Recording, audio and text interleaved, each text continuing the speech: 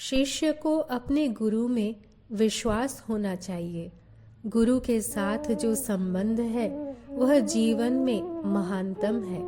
जीवन में मेरे प्रियतम और निकटतम संबंधी मेरे गुरु हैं।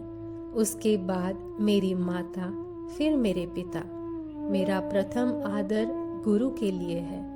यदि मेरे पिता कहें यह करो और मेरे गुरु कहें इसे मत करो, तो मैं वह नहीं करूँगा। गुरु मेरी जीवात्मा को मुक्त करते हैं। पिता और माता मुझे यह शरीर देते हैं, पर गुरु मुझे आत्मा में नया जन्म देते हैं। हम भाषण सुनते हैं और पुस्तकें पढ़ते हैं। परमात्मा और जीवात्मा, धर्म और मुक्ति के बारे में विवाद और तर्क करते हैं। यह आध्यात्मिकता नहीं है, क्योंकि आध्यात्मिकता पुस्तकों में, सिद्धांतों में अथवा दर्शनों में निवास नहीं करती।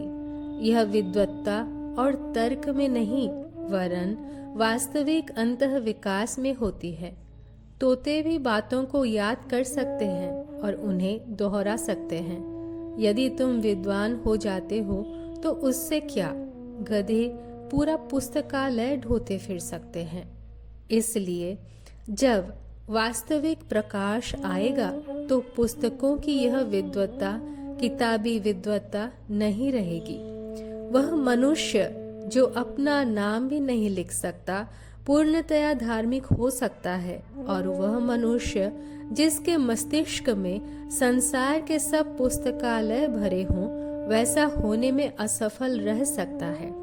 विद्वत्ता आध्यात्मिक प्रगति की शर्त नहीं है। गुरु का स्पर्श, आध्यात्मिक शक्ति का संचरण तुम्हारे हृदय में जान फूंक देगा। तब विकास आरंभ होगा। तुम आगे और आगे बढ़ते जाते हो।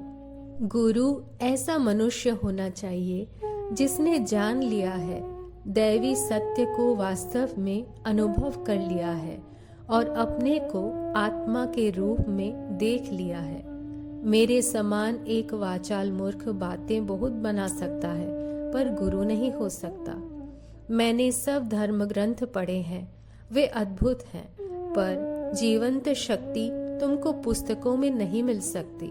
वह शक्ति जो एक क्षण में जीवन को परिवर्तित कर दे, केवल उन जीवंत प्रकाशवान आत्माओं से ही प्राप्त हो सकती है जो समय समय पर हमारे बीच में प्रकट होते रहते हैं। शिष्य को गुरु की पूजा स्वयं ईश्वर के समान करनी चाहिए। जब तक मनुष्य ईश्वर का साक्षात्कार स्वयं ही न कर ले, वह अधिक से अधिक सजीव ईश्वर को मनुष्य के रूप में ईश्वर को जान सकता है। इसके अतिरिक्त वह ईश्वर को कैसे जानेगा?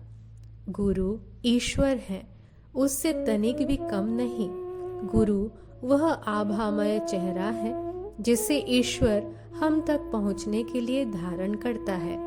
जब हम एकटक उसे निहारते हैं तो धीरे धीरे ईश्वर प्रकट हो जाता है। मैं गुरु को नमस्कार करता हूँ, जो दैवी आनंद की मूर्ति है, उच्चतम ज्ञान के विग्रह है और महानतम दैवी आनंद के दाता हैं, जो शुद्ध, पूर्ण, अद्वितीय, सनातन, सब सुख दुखों से परे, सर्वगुणातीत और सर्वोच्च है।